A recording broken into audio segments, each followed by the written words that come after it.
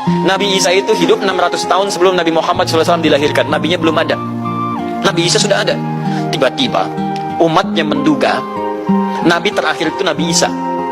Karena Nabi Isa punya sifat yang mirip di ramalan kitab yang mengatakan Nabi terakhir itu punya sifat baik dengan masyarakat lingkungan sosialnya. Dan Nabi Isa itu lembut luar biasa. Jangankan pada manusia, pada hewan pun itu lembutnya luar biasa.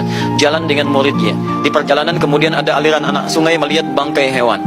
Sudah jadi bangkai, baunya luar biasa. Kata muridnya, guru, bau sekali bangkai ini. Kata Nabi Isa alaihi salam, Al-Masih, yang disebut oleh sementara orang dengan Yesus, itu Nabi, bukan Tuhan. Nabi beliau mengatakan, kata Nabi Isa, perhatikan, begitu putih sekali dan bersih giginya. Kata muridnya, Tuan Guru, kenapa Anda mengatakan demikian? Kata Nabi Isa, karena manusia hanya akan menyampaikan apa yang ada dalam benak pikirannya. Jikalau pikiran Anda kotor, Anda akan melihat bangkainya saja. Tapi kalau pikiran kita baik, kita akan mencari yang terbaik dari hewan itu. Bukankah dia ciptaan Allah? Bukankah dalam setiap ciptaan ada hikmah dan kebaikan?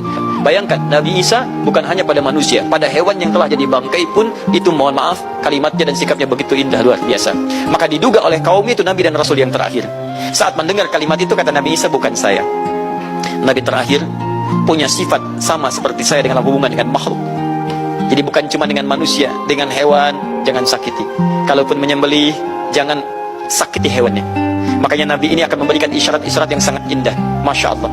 Pada tumbuhan dia jaga. Tapi Nabi yang terakhir ini punya keunggulan yang tidak bisa disaingi oleh Nabi-Nabi lainnya. Apa itu? Ibu bapak sekalian, tingkat kedekatannya dengan Allah luar biasa. Ibadahnya luar biasa. Tapi hubungan dengan Allahnya itu bukan Muhammad, tapi Ahmad. Makanya Nabi Isa mengatakan, wa mubasysyara bi rasulin ya'ti min ba'di ismuhu Ahmad.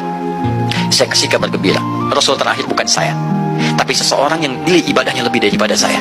Jaminan surganya sudah ada, bahkan turun surah kepadanya, inna a'tainakal kautsar.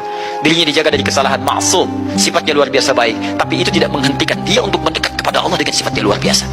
Kata Sayyidah Aisyah di Al-Bukhari, nomor hadis 2010 sampai 2012, ya Rasulullah, alam takun ma'suban, alam takun malmunan, libahakata.